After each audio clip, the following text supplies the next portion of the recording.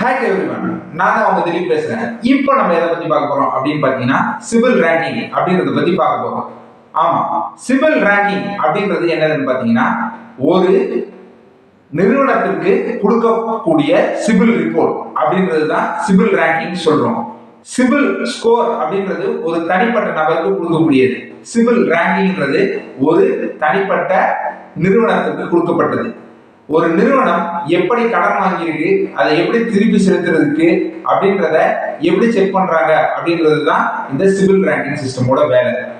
நிறுவனத்திற்கும் கடன் கொடுப்பாங்களா அப்படின்னு கேட்டீங்கன்னா நிறுவனத்திற்கும் கடன் கொடுப்பார்கள். அதை எப்படி செக் பண்றது அப்படின்றதுக்கு தான் அந்த நிறுவனத்தோட நம்பகத்தன்மையை தெரிஞ்சுக்கிறதுக்கு தான் பயன்படுத்தக்கூடிய டூலா யூஸ் பண்றது தான் சிவில் ரேங்கிங் சிஸ்டம். இந்த சிவில் ரேங்க்ன்றது ஒரு இலக்கு நம்பரா இருக்கும். 1 to 10 என்கின்ற நம்பருக்குள்ள இருக்கக்கூடியதுதான் சிவில் ரேங்கிங் சிஸ்டம் அப்படின்னு சொல்லுவாங்க. 10 கிட்ட எது இருக்கோ அதுதான் நல்ல குறைந்த மதிப்பெண்ணாகவும், 1 கிட்ட எது இருக்கோ அதான் நல்ல மதிப்பெண்ணாகவும் பார்க்கப்படுகிறது. சரி, இப்போ இந்த சிவில் ரேங்கிங் எதை காரணியாக கொண்டு இயங்குகிறது?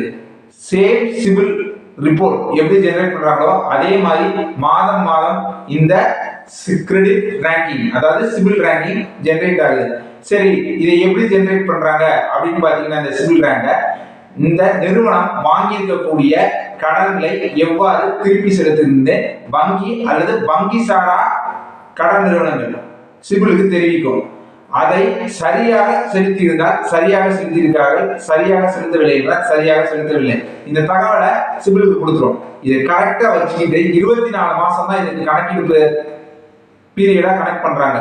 24 மாசத்துக்குள்ள நீங்க எவ்வளவு கரெக்டா பே பண்ணிருக்கீங்க, எவ்வளவு தப்பா பே பண்ணிருக்கீங்க, இதை வச்சு ஒரு ரேங்கை டெரைவ் பண்றாங்க. இதை வச்சுக்கிட்டு உங்க வங்கியில போய் நீங்க கடன் கேட்கும் போது அவங்க சிவில் கிட்ட இந்த சிவில் ரேங்கை வாங்கி உங்களுக்கு கடன் கொடுக்கலாமா வேணாமான்றத முடிவு பண்றாங்க. இந்த சிவில் ரேங்கிங் சிஸ்டமை வேற எதையும் வச்சு கணக்கீடு செய்வதாக இதுவரை தகவல் இல்லை. இது புதுசா வந்திருக்கு 2022 இருந்து. இதுதான் சிவில் ரேங்கிங். இந்த வீடியோ பிடிச்சிருந்ததுன்னா லைக் பண்ணுங்க, ஷேர் பண்ணுங்க. இந்த மாதிரி மேலும் வீடியோஸ் பார்க்கணும்னு நினைச்சீங்கன்னா இந்த சேனலை மறக்காம சப்ஸ்கிரைப் பண்ணுங்க. தேங்க்யூ.